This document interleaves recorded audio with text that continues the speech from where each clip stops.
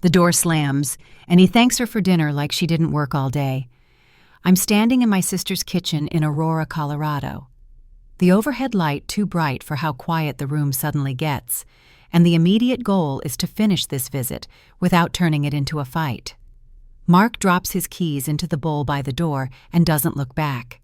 Emily wipes her hands on a towel and murmurs, "You're welcome," even though she hasn't sat down yet. "Salt?" he asks, already scrolling. "It's on the table," she says. "Next time, put it closer," he replies, still polite, still flat.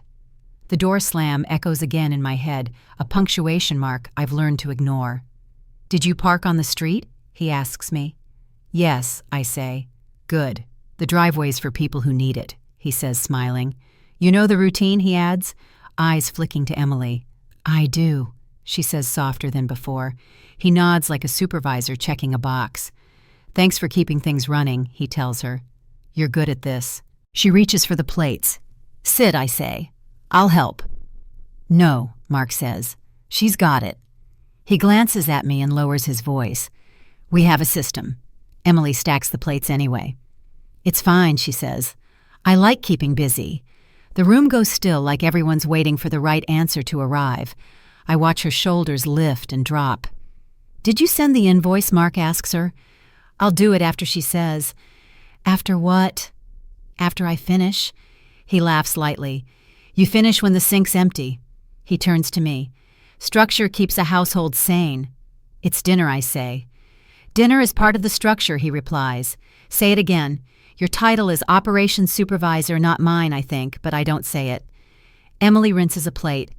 The faucet runs too long. "You're dripping," Mark says. "Water bill," he adds, tapping the counter. "I'll be quick," she says. "Quick is relative," he answers. "You've got time." He gestures at the clock without looking at it. "I thought you had a class," I say to Emily. "Cancelled," she replies. Again, Mark asks, "That's 3 this month." "It was the schedule," she says. "Read the clause out loud," he says, voice still even. "The room should hear it."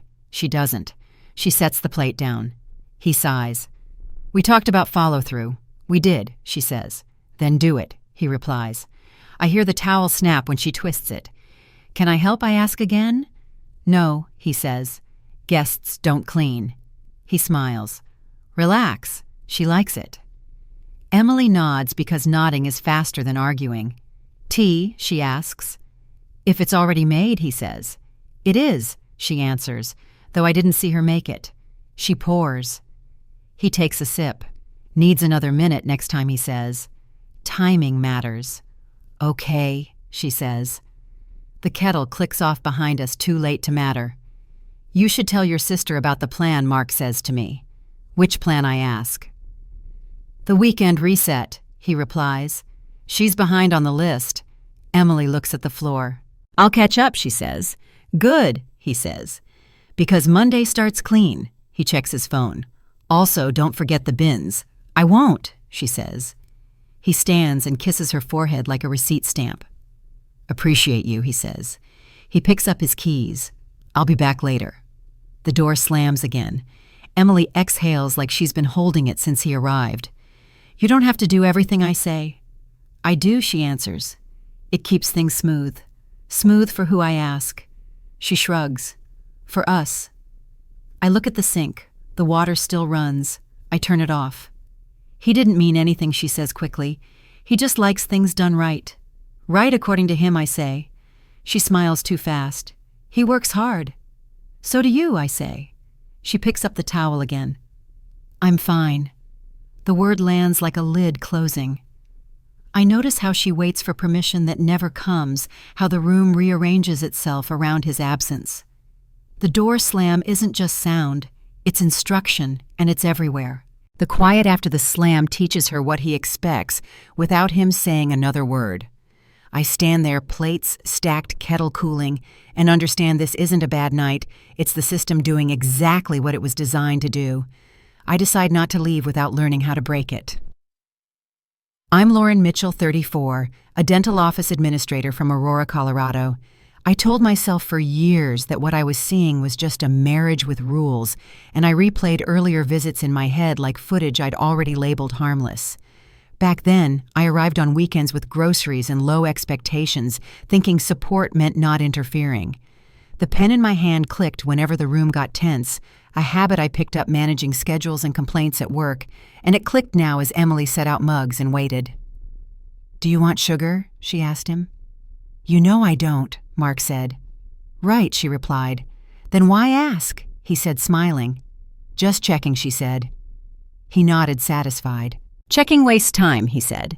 "Efficiency matters." I watched the pause after his words, the way she searched for the right answer before deciding silence was safer. A pause stretched where an answer should be. "You're quiet today," he said to me. "Just tired," I answered. "Workday people get tired," he said.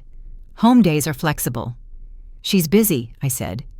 "Busy is subjective," he replied. "Productive isn't." Emily reached for the kettle. "I'll make tea," she said. "All ready," he said, pointing. "Next time, check first." "Okay," she said. The pen clicked again in my pocket. I remembered earlier dinners when he praised her organization to friends, calling it a gift, never work. "You're lucky," he once told me. "She likes to serve."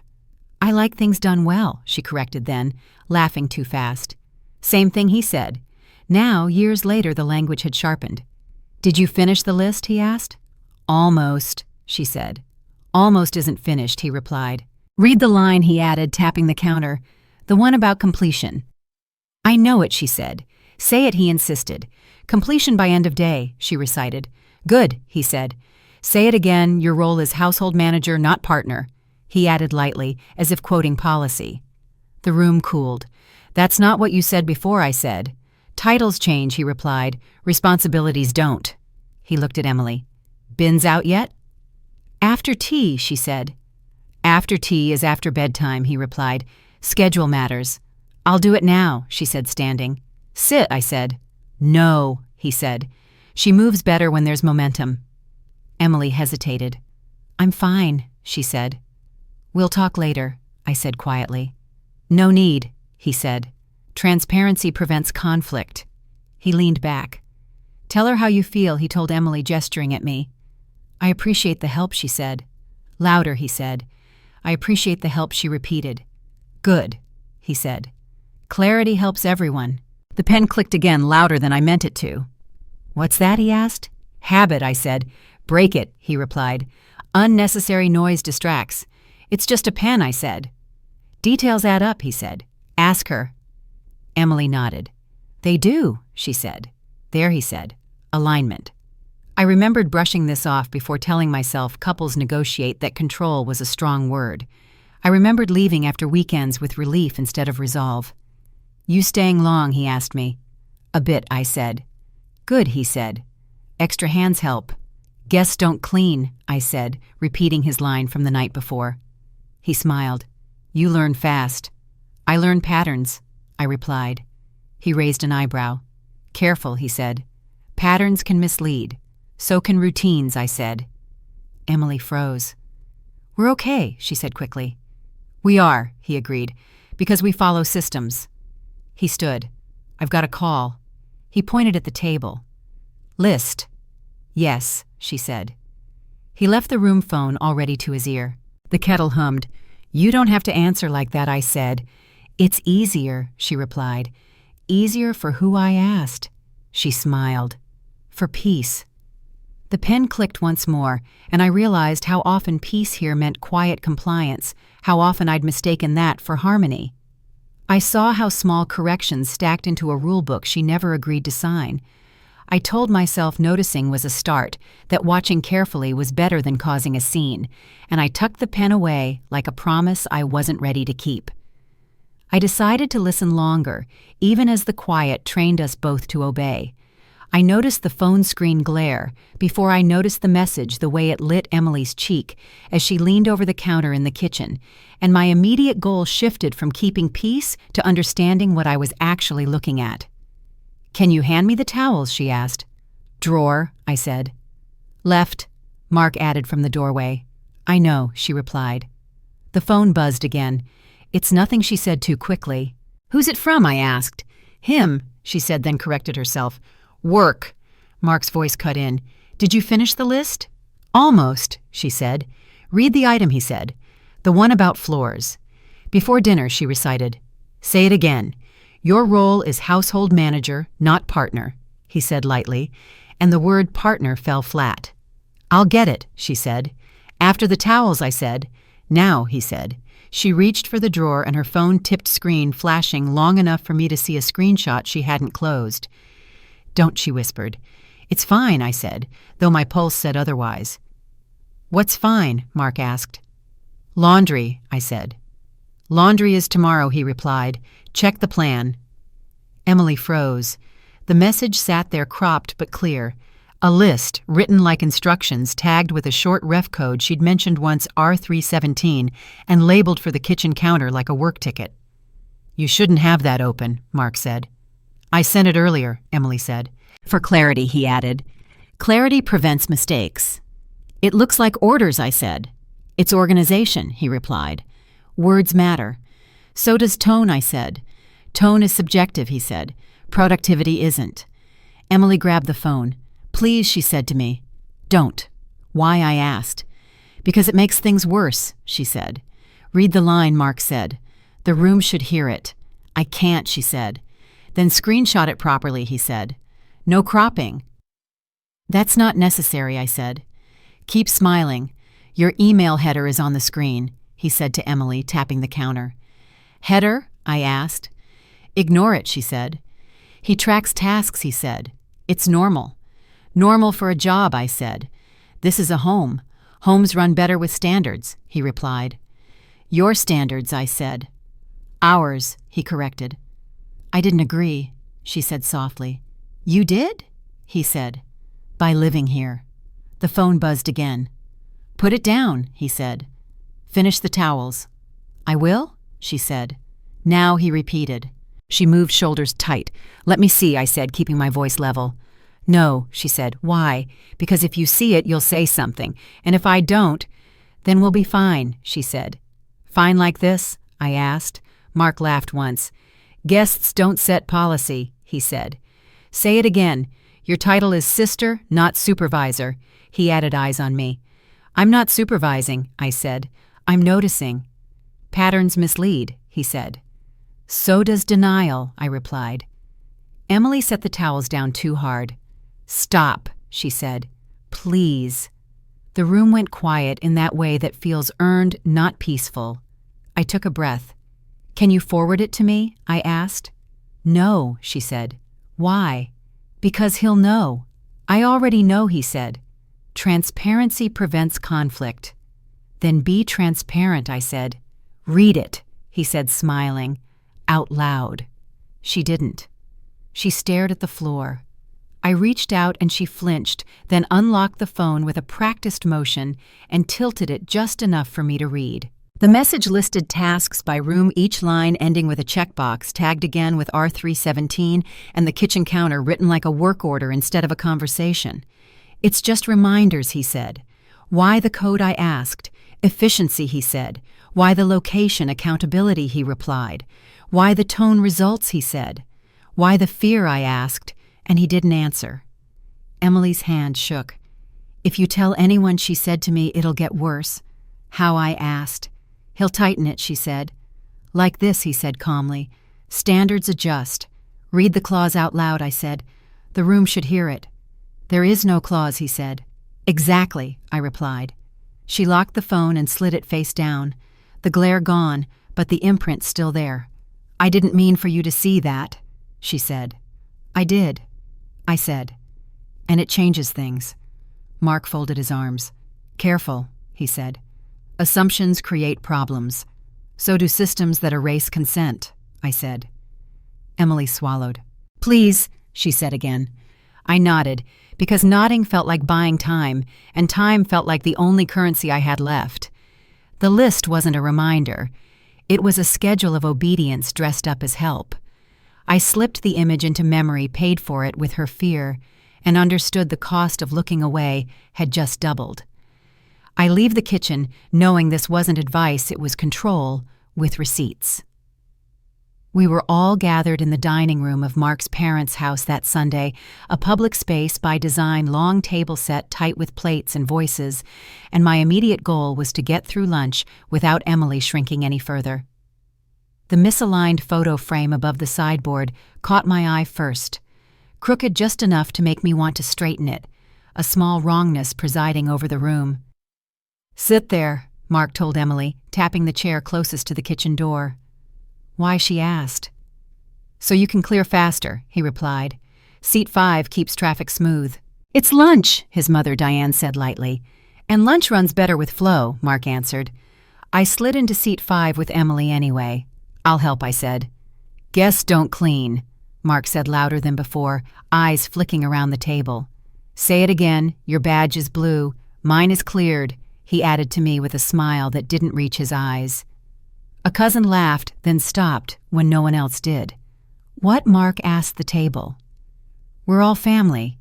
"Family doesn't mean free labor," I said. "Labor," he echoed. "She doesn't work." The words landed hard, audible to everyone, a witnessed line that scraped the room raw. Emily's fork froze. "That's not fair," I said. "Read the clause out loud," Mark replied. "The room should hear it." "There is no clause," I said. "Exactly," he said. "Which means standards." Diane cleared her throat. "Mark," she said. "She's sensitive." "Sensitivity doesn't wash dishes," he replied. "Keep smiling, your email header is on the screen," he said to Emily, nodding at her phone by her plate. "Put it away. It's off," she said. "Then it shouldn't be here," he answered. "Table rules." "Who made those?" I asked. "I did," he said. "Someone has to." A phone on the other end of the table buzzed. A nephew glanced down and then away. "Pass the salad," Mark said. Emily reached. "Not like that," he said. "Use the tongs." "They're dirty," she said. "Wash them," after he replied. "Timing matters." "Why are you talking to her like that?" I asked. "Because she understands process," he said. "Say it again. Your role is household manager, not partner." The table went quiet in stages, laughter dying forks, pausing eyes dropping. Mark Diane said again. "Stop. Transparency prevents conflict," he replied. "I'm being transparent." "You're humiliating her," I said. In front of everyone, he said calmly. "Accountability works better with witnesses." "Did you hear that I asked the table?" "He just said it. It's a joke," someone murmured. "Jokes punch up," I said. "This punches down." "Don't lecture," Mark said. "Eat." Emily swallowed. "I can clear," she said. "Sit," I said. "No," Mark said. "She moves better with momentum." "Say it again. Your title is husband, not supervisor," I said. "Careful," he replied. "Your seat number isn't yours. It never was." "Seat numbers," I said. "You're proving my point," he answered. "Structure." Diane stood. "Everyone, let's reset." "Reset after the plates," Mark said. "Before dessert." "Why before dessert?" Emily asked. "Because after dessert is too late," he replied. "Schedule." "Stop," I said. "We're done." "We?" he asked. "Yes," I said. "We." He leaned back, surveying faces. "Who agrees with her?" he asked. No one spoke. "See," he said softly. "Silence is consent. Silence is fear," I said. Emily's hand shook as she set down her fork. "I'll clear," she whispered. "No," I said louder now. "I will." "Guests don't clean," Mark said again, a refrain he wielded like policy. "Guests don't get orders," I replied. "Read the clause out loud," he said, pushing. "The room should hear it." "Here's a clause," I said. "Respect." "Vague," he said. "I prefer measurable." "You prefer control," I said. He smiled. "Results," he said. "Results like what I asked." "A quiet table," he said, gesturing. The misaligned photo frame seemed to tilt further as I stood. "Emily, come with me," I said. "Sit," Mark said. "Now." "No," she said, barely audible. He looked at her, surprised. "Say it again," he said. "No," she repeated louder. A ripple went through the room. "That's new," he said. "Don't encourage this," Diane told me. "Encourage what I asked." "Dignity." "You're overreacting," Mark said. "We all heard you," I said. "At this table." heard what he asked. That she doesn't work, I said. That humiliation is accountability. Words matter, he said. Exactly, I replied. And witnesses do too. A phone camera lifted, then lowered.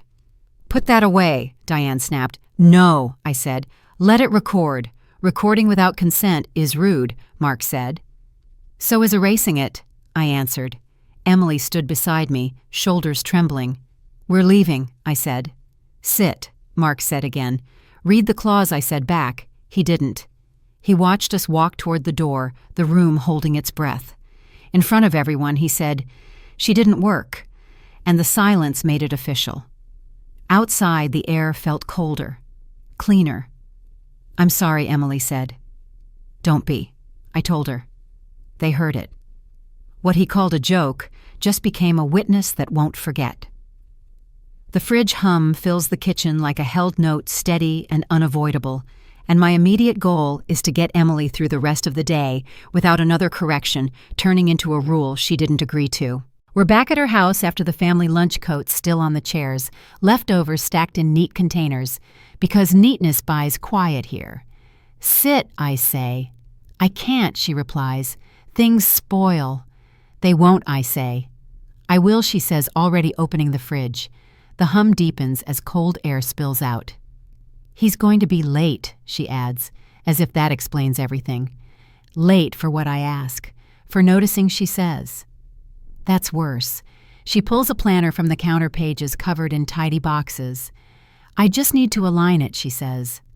Align with what I ask. With expectations, she replies. Who's ours, she says, then corrects herself. His. The fridge hum punctuates the correction. Read it to me, I say. There's nothing to read, she answers. It's obvious. Obvious isn't the same as fair, I say. Fair isn't measurable, she replies, sounding like she's quoting. Say it again. Your role is household manager, not partner, I say quietly, testing the words. She winces. Don't, she says. Why? Because it makes it real.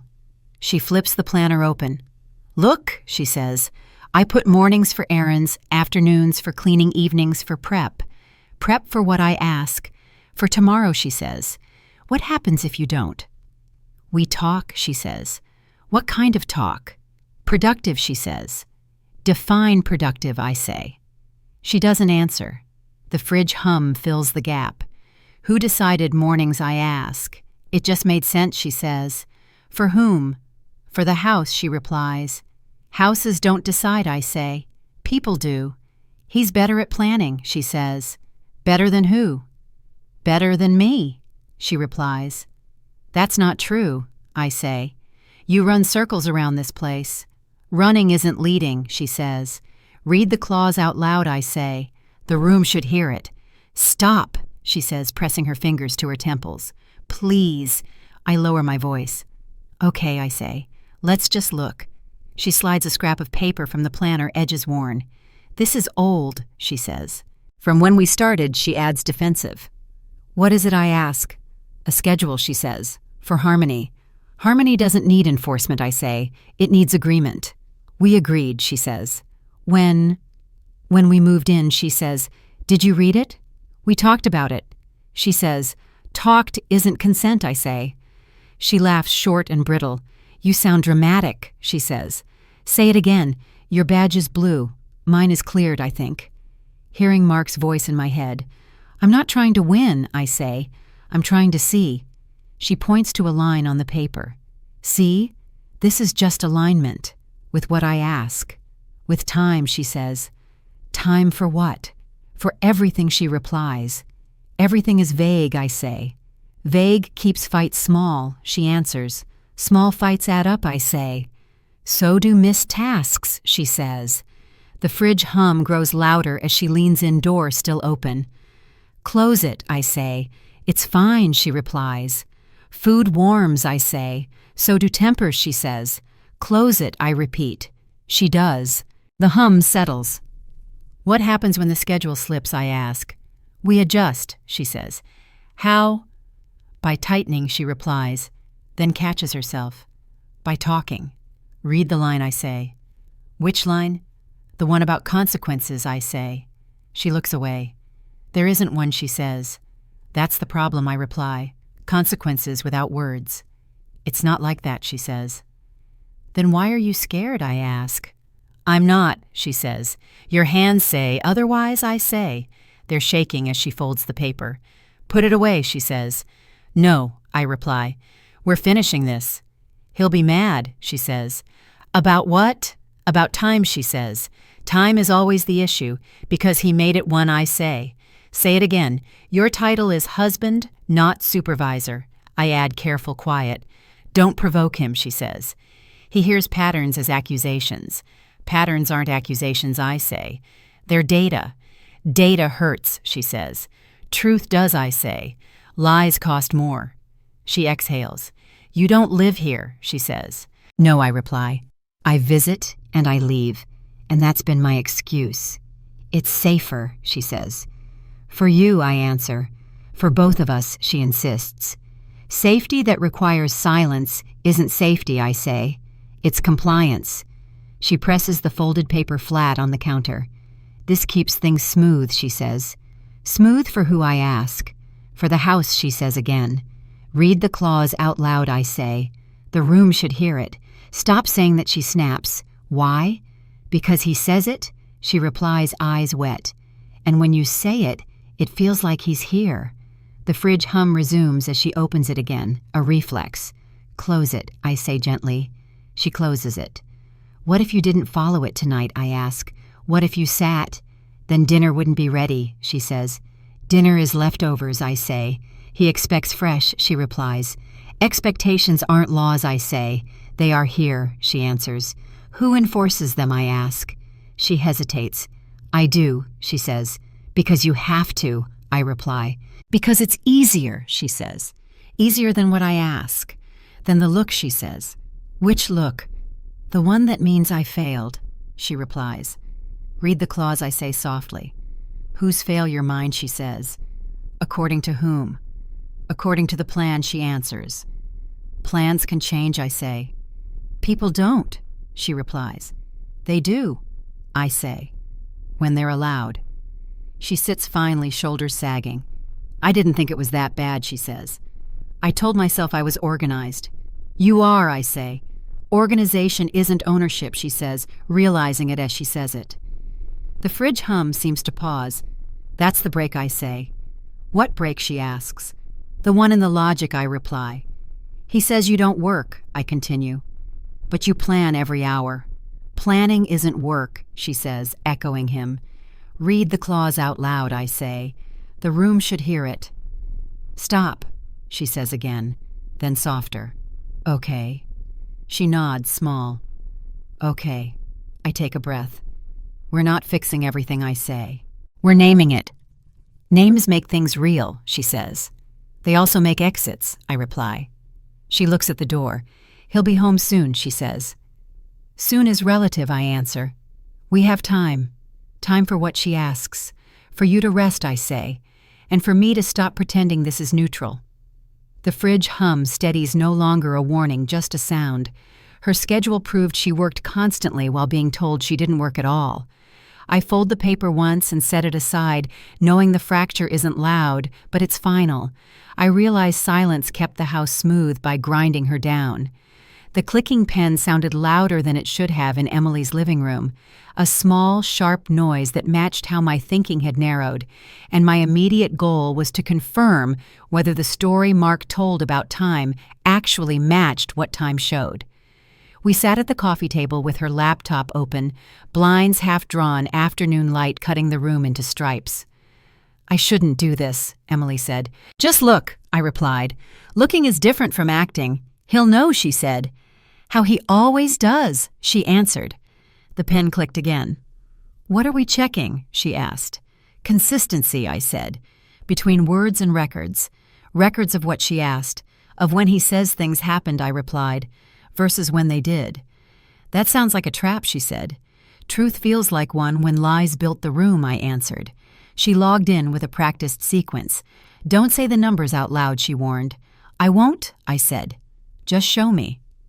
The screen loaded slowly. There, she said, pointing. That's the shared account. The one he references, I asked. Yes, she said. He uses it to verify. Verify what I asked. That I'm behind, she replied. The pen clicked. Scroll, I said. Careful, she said. Read only, I replied. Read is enough. The page showed activity summaries, neutral language, tidy columns. He said you missed yesterday morning, I said. He said it happened before breakfast, she replied. What does this show, I asked. She leaned in. It shows a confirmation later, she said. How much later minutes, she said. Enough to matter, I replied. It's labeled, she said, with a code, which I asked. T609, she said quietly. And the account, I asked. The shared one, she said. Masked, she added, pointing. 47. The pen clicked, then stopped. So he said before I said, but the record shows after. After what she asked. After he left, I replied. She swallowed. He told everyone it was me, she said. He told me too, I replied. Read the note I added. It says, lag detected, she said. Detected by whom, I asked. The system, she replied. Or him. He says the system, she said. But he's the one who checks, I replied. So the time doesn't match, she said. It contradicts his story, I answered. He'll say the clock's wrong, she said. Then we check another, I replied. How many enough, I said. She scrolled. There's another, she said. Different day. Same pattern I asked. Yes, she said. Claim early, she added. Record late. Same account I asked. 47, she said. The pen clicked again. He told me I was slow, she said. Publicly, I added. At lunch, she said. In front of everyone, I replied. He said accountability needs witnesses, she said. He likes witnesses, I replied, when they don't look too close. What if I'm wrong, she asked. Then the times will align, I replied. Do they? No, she said. They don't. Say it again, I said. They don't, she repeated. Say it again. Your title is husband, not supervisor. I thought, hearing his cadence. He'll say you misread, she said. We'll read together, I replied. Read the clause out loud, she said, suddenly mimicking him, then covered her mouth. Sorry. It's okay, I said. That line sticks. It's like a bell, she said. It rings. And you move, I replied. Every time, she nodded. What do we do? She asked. We keep checking, I said. We note differences. Notes get found, she said. Then we don't keep notes here, I replied. Where then? In memory first, I said. Then somewhere safer. This feels like spying, she said. It's verification, I replied. He calls it that. He calls control structure, I said. Structure needs truth, she replied, surprising herself. Yes, I said, it does. She scrolled again. There's a log, she said. Hidden collapsed, she replied. Open it, I said. Okay, she said. The page expanded. See, she said. The confirmation shows after the message. Which message, I asked. The one he sent, she replied. Telling me I was late. Timestamp, I asked. Later than his claim, she said. By enough, I replied. The ref code matches, she said. T609 again. Consistency cuts both ways, I said. He'll say you edited, she said. Read only, I replied. We didn't touch anything. He'll still say it, she said. He says lots of things, I replied. Not all of them align. She closed the laptop. My heart's racing, she said. Mine too, I replied. That's the echo, she said. What echo? The pause, she replied. The gap between what he says and what's there. The clicking pen resumed. That gap widens, she said almost to herself, louder than the accusation. Yes, I said. That's it. She looked at me. I didn't imagine it, she said. No, I replied. You noticed it. He trained me not to trust that, she said. He trained the room, I replied. What happens if we say this out loud, she asked. Not yet, I said.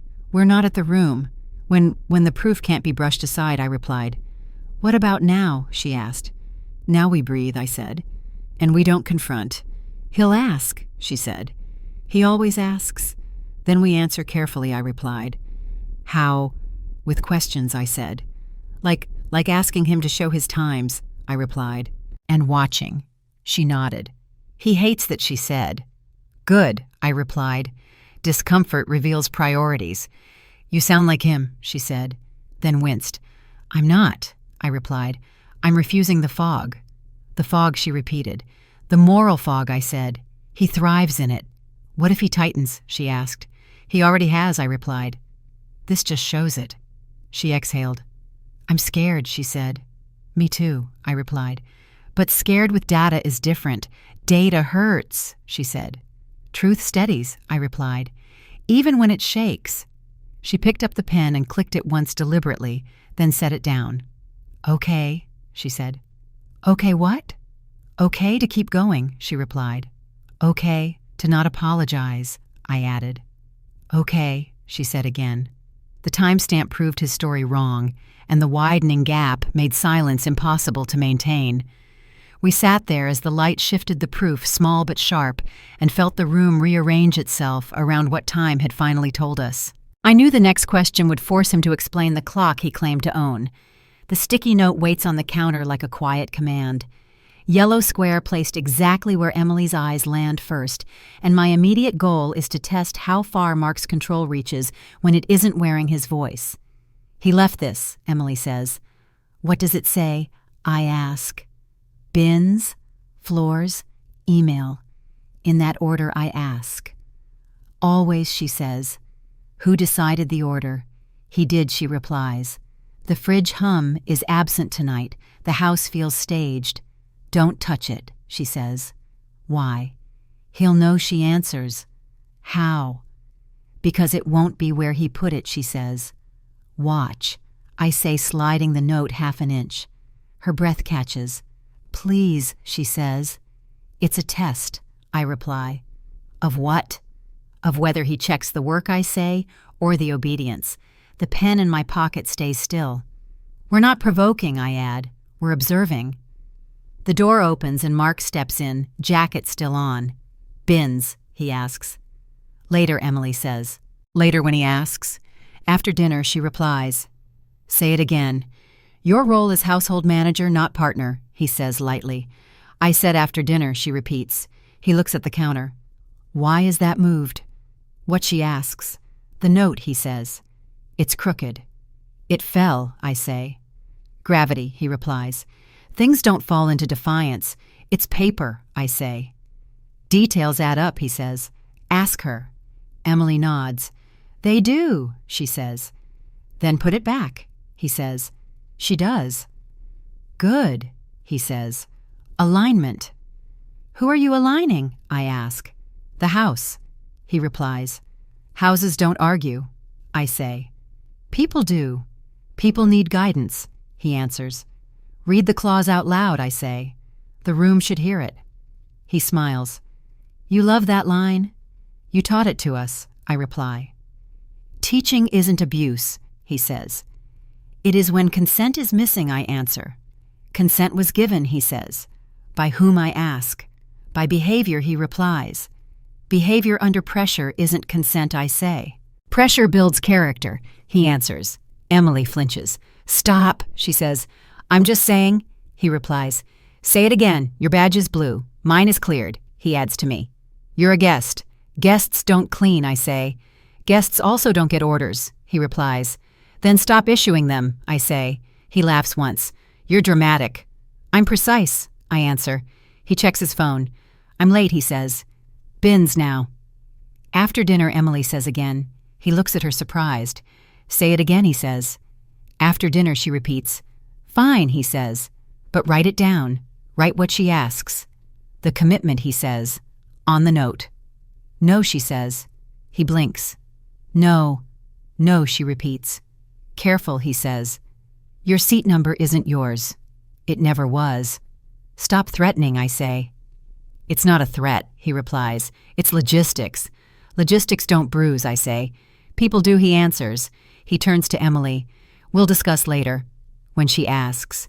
Privately, he replies. Transparency prevents conflict, I say. You said that. Not with guests, he says. I'm family, I reply. Family knows when to step back, he says. Family intervenes when harm is normalized, I answer. He exhales. You're tired, he says to Emily. Sit. She doesn't. He glances at the sticky note again. Bins, he says. After dinner, she repeats. He shakes his head. We'll see. He leaves the room. Emily sinks into the chair. He's going to tighten, she says. How, I ask. He'll watch everything, she replies. He already does, I say. He'll make it look like my fault, she adds. He already has, I reply. The door closes. Who else sees this, I ask. No one, she says. Who could? Caleb, she says. Then hesitates. From it, I ask. He helped with the router, she says. He noticed, she adds. Noticed what I ask. That Mark checks logs, she says. That he tracks timing, she adds. Did he say anything? He asked questions, she replies. When weeks ago, she says. We're in the hallway, she replies. What did he ask? Why I apologized for things before they happened, she says. That's behavioral, I say. It counts. Counts for what she asks. For pressure, I answer. For witnesses, she says. Yes, I reply. But not public, she says. Not yet, I agree. The sticky note curls at the corner. He'll replace it, she says. With another, I say. He always does, she replies. Patterns, I say. Patterns mislead. She echoes him, then stops. No, she corrects herself. Patterns reveal. Say it again, I say. Patterns reveal, she repeats. Good, I reply. What if he asks me to explain the time, she asks. Ask him to show his, I reply. He hates that, she says. Then he'll avoid it, I answer. Or escalate, she says. Then escalation exposes motive, I reply. The door opens again. Mark returns with mail. Dinner, he asks. Soon, Emily says. Define soon, he replies. After I finish this, she says, pointing at nothing. Finish what he asks. Eating, she answers. We eat together, he says. Schedules say otherwise, I reply. He looks at me. You're pushing, he says. I'm clarifying, I answer. Clarify this, he says to Emily. Are the bins done? No, she says. Write it down, he says. No, she repeats. Say it again. Your role, he starts. Stop, she says louder. He freezes. Stop what he asks. Stop telling me who I am, she says. Silence stretches. The sticky note trembles in the air from the draft. We'll talk later, he says finally. When she asks. When you're calm, he replies. I am calm, she says. He smiles thinly. We'll see. He leaves again. Emily exhales. I did it, she says. You did, I reply. He'll punish me, she says. He'll try, I answer. And we'll be ready. How, she asks. By listening, I say. By noting, I add. By not apologizing first, she says. Exactly, I reply. The house settles. The gap widens louder than the accusation as obedience stops working. I watch the sticky note curl and know the pressure has shifted from her silence to his explanations. I realize the next move will force him to defend rules he pretended were natural. The slightly ajar door frames the hallway like a choice I didn't know I was making yet, and my immediate goal is to understand what Mark sounds like when he thinks no one is listening. Emily stands a step behind me, hand hovering near the jamb as if closing it would change the outcome. Caleb texted, she says. What did he say, I ask. He asked if I was home, she replies. Why? He said he heard something, she answers. He hears networks, I say, and patterns. The door remains open a few inches, enough to let sound travel. We shouldn't, she says. We should listen, I reply. Her phone vibrates again. He sent a file, she whispers. An audio clip. From where I ask. The hallway, she says. Near the router closet. Location matters, I say. It does, she replies. He labeled it A8HL. Open it, I say, quietly. She taps. The clip loads. A breath. A shuffle. Then Mark's voice close and unmistakable. Don't argue, he says in the recording. Just do it. Timing matters. Emily's hand flies to her mouth. He was on the phone, she says. With who, I ask. Me, she replies. He called while I was in the kitchen. The voice continues. If you push back, I'll tighten the schedule. You know how that goes. The door creaks as air shifts. Pause it, I say. She does. Play it again, I add. No, she says. I can't. We need to hear it clean, I reply, for clarity. She nods and presses play. This isn't a debate, the voice says. Read the clause out loud. The room should hear it. Emily sinks onto the bench. That's his line, she says. Yes, I reply. And now it's captured. He'll say it's taken out of context, she says. Context is the hallway, I answer. And the timing. When was it, she asks. Check the stamp, I say. She looks. After dinner, she says. Not before, I reply. Which contradicts his story, she says. Again, I reply. The same pattern, she adds.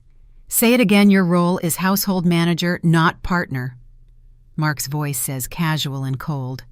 Emily starts to cry. Stop it, she says. Turn it off. I stop it. Breathe, I say. He said it, she says. Out loud. He always did, I reply. Now it's undeniable. What if Caleb shouldn't have recorded, she asks. He didn't record, I say.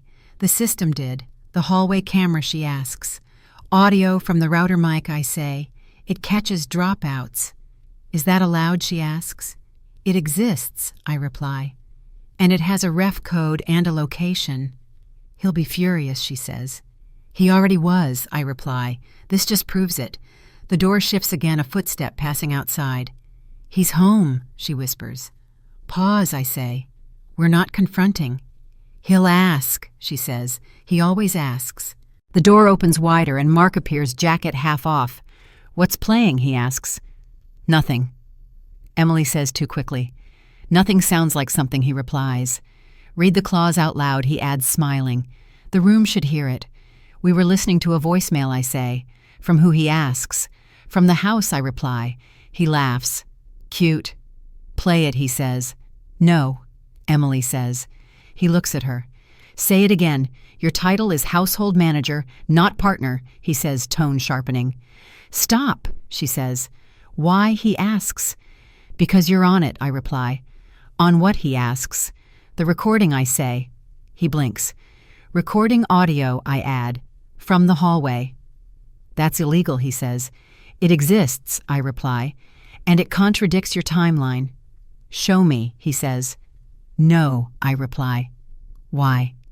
Because you'll say it's out of context, I answer, and because it isn't yours. Everything in this house is ours, he says.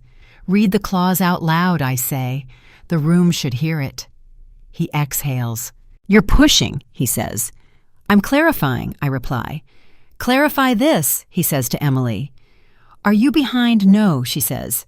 Say it again, he says. No, she repeats. Louder, he says. No, she says steady. He turns to me. You're poisoning her, he says. Keep smiling. Your email header is on the screen, I reply. Your voice is on the file. What file, he asks. A8HL, I say. Hallway. Delete it, he says. No, Emily says. He steps closer. Careful, he says. Your seat number isn't yours. It never was. Threats won't fix timestamps, I say. What timestamps, he asks. The ones that keep proving you wrong, I reply. You're tired, he says to Emily. Sit. She doesn't. We'll discuss later, he says. When she asks. When you calm down, he replies. I am calm, she says.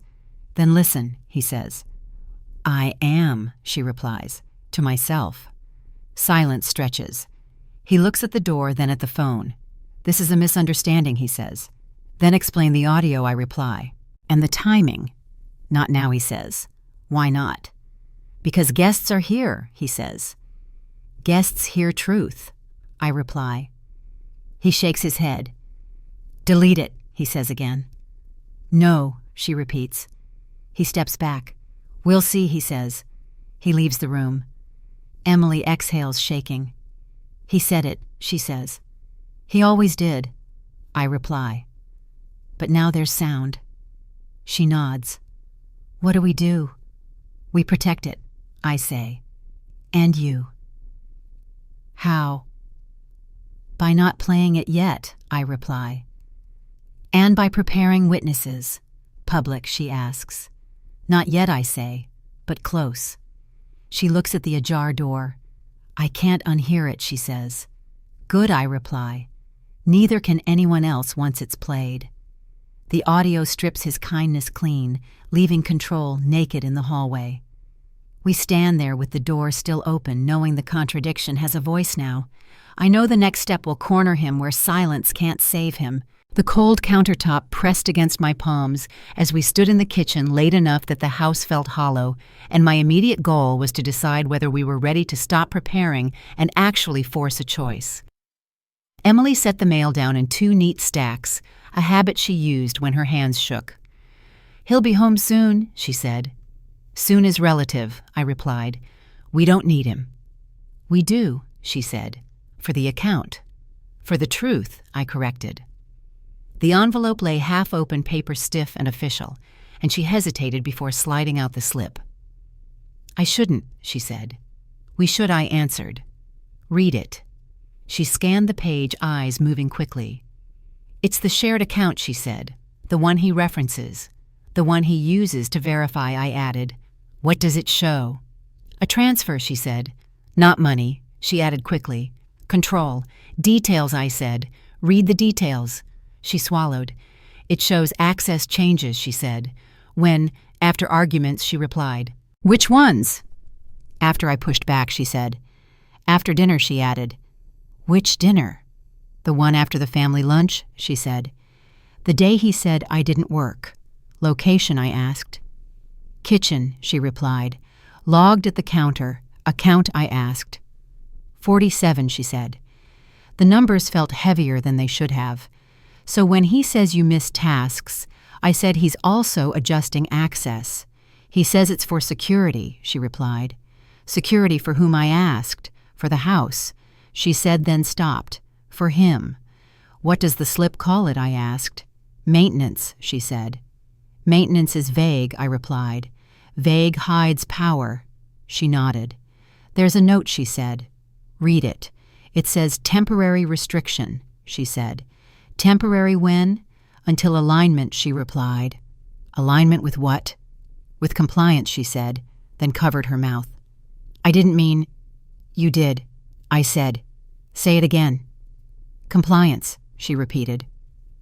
The refrigerator kicked on, then off a mechanical sigh. He told me I was behind, she said, publicly, and privately tightened access, I said.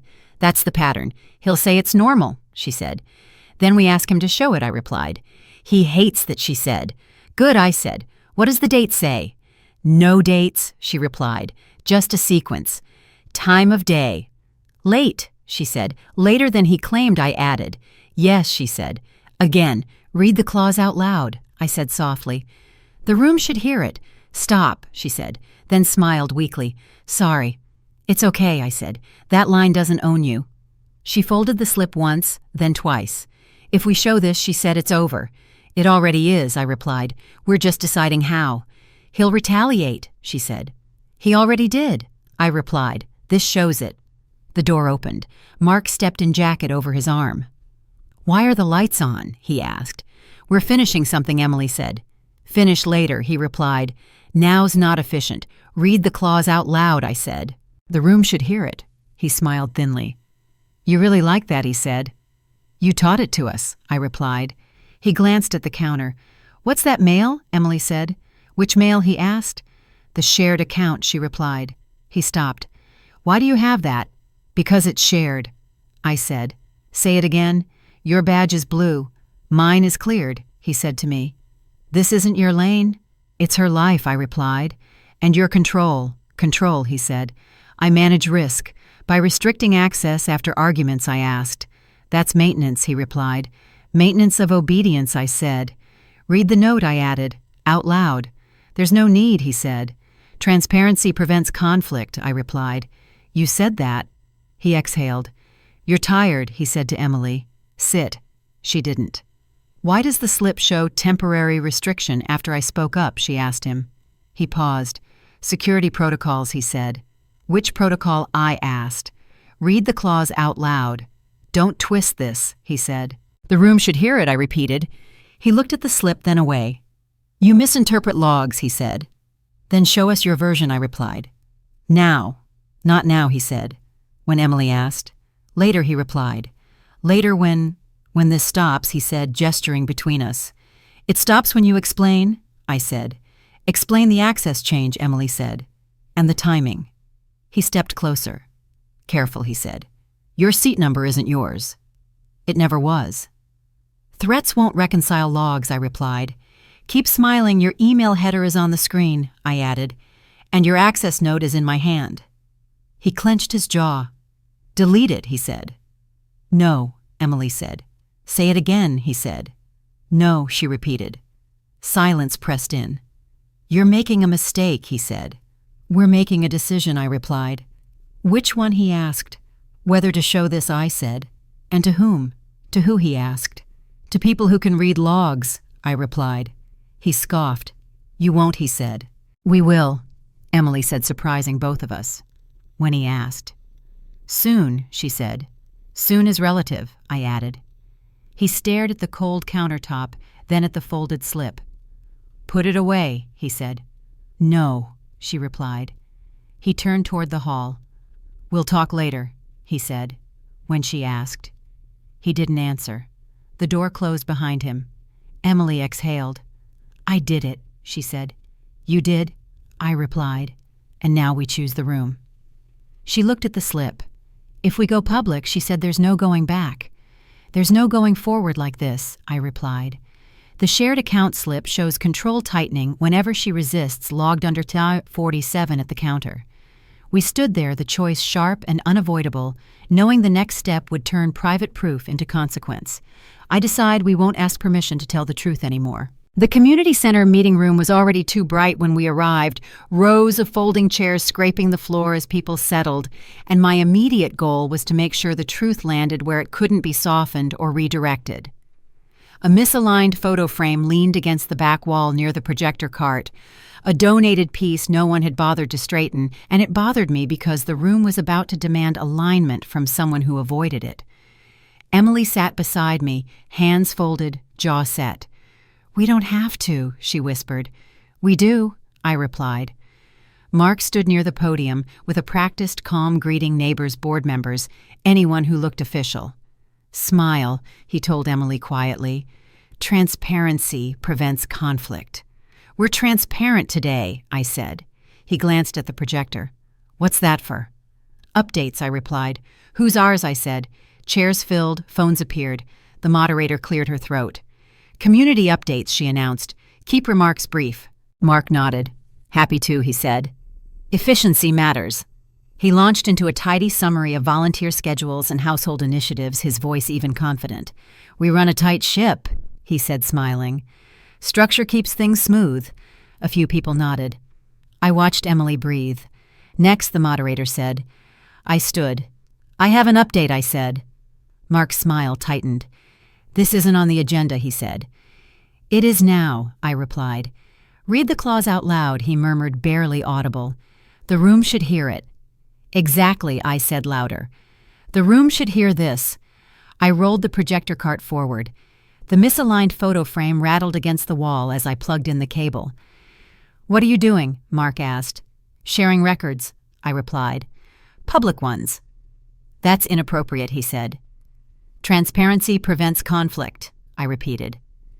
A phone camera lifted in the front row. Another followed. The projector hummed to life, washing the wall with light. We're not here to argue, I said. We're here to verify. Verify what Mark asked. Your timelines, I replied. Emily stood beside me. I want the room to hear it, she said, voice steady. Mark looked at her surprised. Sit, he said. No, she replied. I clicked to the first screen. A message thread names cropped, but the words clear tagged with A8HL location, labeled hallway, the tone unmistakable.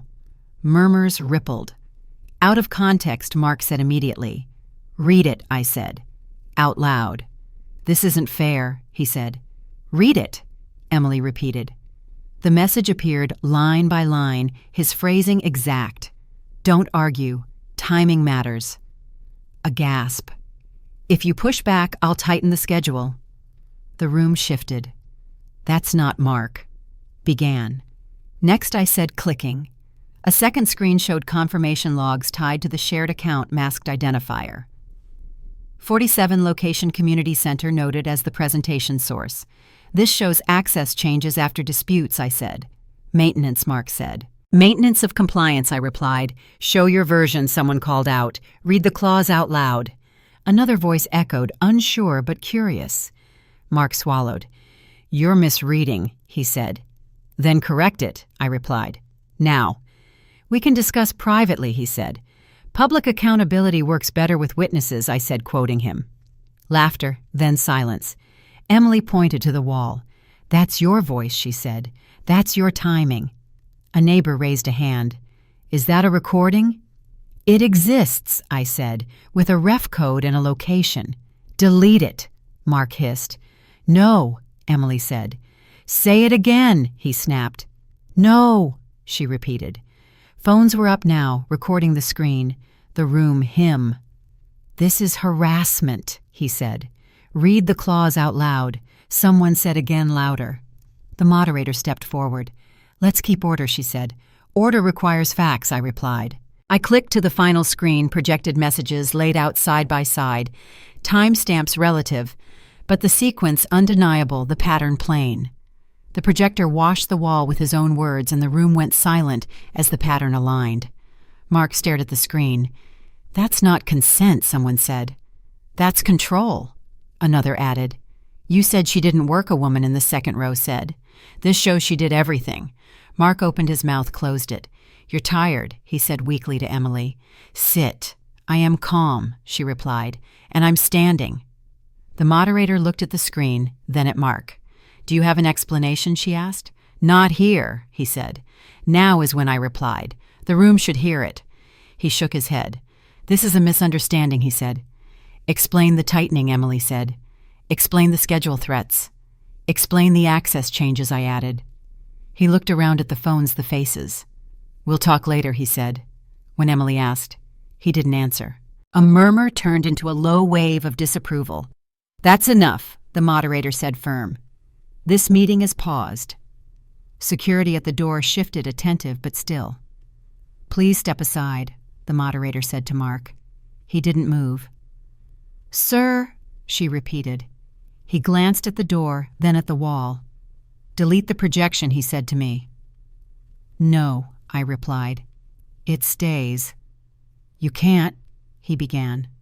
Watch me, Emily said. She took a breath. I'm done explaining my labor, she said to the room, and I'm done apologizing for it. Applause broke out, hesitant at first, then steady. The misaligned photo frame rattled again as someone brushed past it, and I didn't fix it because the room was fixing something else. Mark stepped back, shoulders tight. We're leaving, he said. No, the moderator said. You're staying while we document. Phones kept recording. Emily looked at me. Thank you, she said. For not leaving. I nodded. The projector light hummed relentless. The truth stayed on the wall, and he had nowhere left to redirect it. The crumpled paper sat between Emily's hands like a quiet verdict the meeting minutes printed and folded. So many times the creases felt permanent, and my immediate goal was to make sure the consequences held without turning into another performance he could hijack. We were back at the house, daylight flattening the rooms, the echo of applause from the community center replaced by the ordinary sounds Mark always used to hide behind. They want statements, Emily said. Written, she added, tapping the paper. You don't have to write his version, I said. I won't, she replied. The paper crackled as she unfolded it. They documented everything she said. They used his words. That matters, I said. It anchors the truth. Mark paced near the doorway, jacket still on, as if movement alone could undo what happened. This is blown out of proportion, he said. Sit, he added reflexively. No, Emily replied. He stopped. We should talk privately, he said. Read the clause out loud, I said. The room should hear it. There is no room, he snapped. There are records, I replied. He pointed at the paper. That's biased, he said. It's verbatim, I answered. Bias lives in interpretation, he said. So does accountability, I replied. Emily read aloud from the page, voice steady. The moderator noted repeated directives framed as policy, she read. And threats to tighten schedules following resistance. Mark scoffed. Threats. Say it again. Your title is husband, not supervisor, I said. You taught us to read language closely. He turned to me. You've enjoyed this, he said. I've endured it, I replied. There's a difference, Emily continued. They paused the meeting, she read. They documented the projection. Delete it, Mark said. No, Emily replied. They archived it. He rubbed his temples. We can fix this, he said. Fix what Emily asked. Your tone, he replied. Read the clause out loud, she said. The room should hear it. He opened his mouth, then closed it. You embarrassed me, he said. You embarrassed yourself, I replied, by saying she didn't work. I didn't mean it like that, he said. Meaning follows impact, I replied. You trained us on that too. Emily folded the paper again, precise. They want a plan, she said. For what, Mark asked. For separation of duties, she replied. And boundaries. Boundaries are vague, he said. They're measurable now, I replied, because witnesses saw them violated. He laughed once brittle. You think this ends me, he said. It ends this, Emily replied. Which part, he asked. The part where you decide who I am, she said. Silence stretched, not the old kind that pressed her smaller, but a new one that demanded answers. I need time, he said. Time for what she asked. To calm things down, he replied. Calm isn't compliance, I said. And calm doesn't erase records. He pointed at the crumpled paper. That's just notes, he said. Notes become policy when ignored long enough, I replied. Emily stood and placed the paper on the table between them. I'm writing my statement, she said. Now. Not now, he said. Now is when she replied. He reached for the paper. Don't, she said. He stopped short, hand hovering. Careful, he said. Your seat number isn't yours. It never was. Stop threatening, I said. Threats won't change what they documented. Emily picked up a pen. I'm done apologizing for labor, she said, writing. And I'm done translating respect into chores. Mark watched the words appear. This is punitive, he said. It's descriptive, I replied. It describes what happened. He paced again. You're making me the villain, he said. Your words did that, I replied. Emily read what she'd written. I request boundaries enforced by third parties, she said, and independent review of access controls. Mark scoffed. Review by whom? By people who read logs, I replied. Read the clause out loud, Emily said softly. The room should hear it. He shook his head. You've changed, he said. I've remembered myself, she replied. The paper crumpled again as she folded it tighter. They scheduled follow-ups, she said. With me, she added, and with you. I won't attend, he said. That's your choice, I replied. So are the consequences. He glared. You think authority will side with you? He asked. Authority sides with records, I said, and witnesses. He laughed without humor. You won't last without structure, he said to Emily. Say it again. Your title is husband, not supervisor, I said. Structure doesn't require obedience, Emily added. It requires consent. Mark went quiet. The house felt different, as if rooms had been measured and named. Pack a bag, he said suddenly. Tonight. Emily didn't move. No, she said. I'm staying. You can't, he said. Read the clause out loud, she replied. The room should hear it. There is no clause, he said. Exactly, she replied. He stepped back, defeated by his own line. When she folded the statement, the power he borrowed from silence tore like paper. I watched him realize there was no audience left to manage. I'll call my lawyer, he said. Good, I replied. Tell them the truth. He left the room. Emily exhaled long and shaky. Is this enough? She asked. It's the payoff, I said, not the ending. She nodded and set the crumpled paper down, choosing the chair he once assigned her and sitting anyway. The consequences stick because they're written witnessed and no longer hers to soften. The phone screen glare catches my eye before anything else reflected in the window as dawn pulls color back into the street, and my immediate goal is to stay present while the consequences settle into something livable. Emily sits across from me at the kitchen table, coffee cooling between her hands. The house quieter than it has ever been without feeling empty. I slept, she says, surprised. I didn't, I reply, but I rested. She nods. Her phone lights up again. It's the follow-up, she says.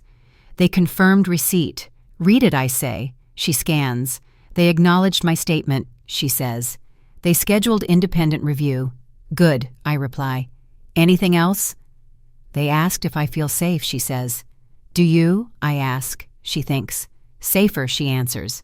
Not safe, she adds. That's honest, I say. Honesty is new here, she says. The phone dims. The glare fades. We sit.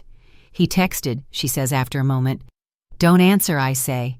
I won't, she replies. Read it anyway, I say, for clarity.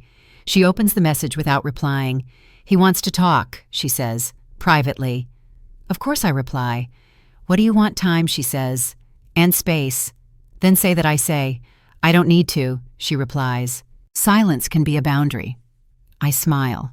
That's the first time silence means protection here. She exhales.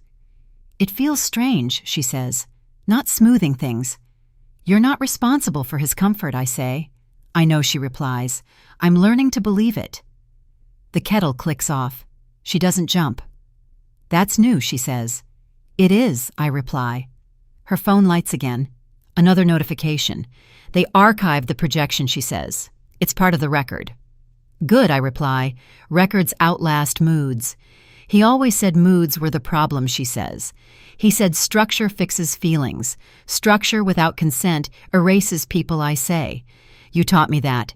She replies, then corrects herself. You reminded me. The phone dims. The room feels steady. I glance at the counter where schedules once ruled. It's clear. What happens next, she asks. Next is small, I say. You decide your day. My day, she repeats. Yes, I say. Start anywhere. She looks at the window. I'll walk, she says. Before breakfast. Good, I reply. No list, she asks, half smiling. Only yours, I say. She stands. Her phone buzzes again. She ignores it. We walk to the door together. Thank you, she says, for staying. I should have sooner, I reply. You're here now, she says. That counts. We step outside. The air is cool, honest. Her phone lights in her hand. She turns it face down. I don't need to read everything she says. Exactly, I reply. We walk a block. She breathes easier. I keep expecting correction, she says. That reflex will fade, I say, with practice. Practice feels like work, she says. Work you choose, I reply. We stop at the corner. She turns to me. I want to say something, she says. Say it, I reply. Silence isn't peace, she says slowly. It's permission. She nods as if sealing it. When she names the truth out loud, the old quiet loses its power to command. We head back. Inside the phone screen, glare returns as messages stack. She opens one, hers. I'm drafting a boundary, she says. Read it to me, I say. She reads, I'm taking space. Contact through counsel for logistics only. Clear, I say. Kind, she adds. Kind to yourself, I reply. She sends it. The phone goes dark. I feel lighter, she says. That's agency, I say. The day unfolds with ordinary choices, eggs or toast, music or quiet. No one corrects her. No one times her. Her phone lights once more. She doesn't flinch. It's a calendar invite, she says. From the review team. Accept it, I say. On your terms. She does. I didn't apologize, she says, amazed. You didn't need to, I reply. We sit again. What about you? She asks. What do you do now? I keep showing up, I say. And I keep listening. She smiles. That's different, she says. It is, I reply. The house hums, normal and unthreatening. Her phone rests face down, obedient to her, not the other way around. Silence breaks when truth speaks, and what remains is choice, not fear. She looks at the door, then back at me. Ready for breakfast, she asks. Yes, I say. We eat without hurry. The day opens clean. It isn't the end. It's the rule rewritten, finally enforced by truth.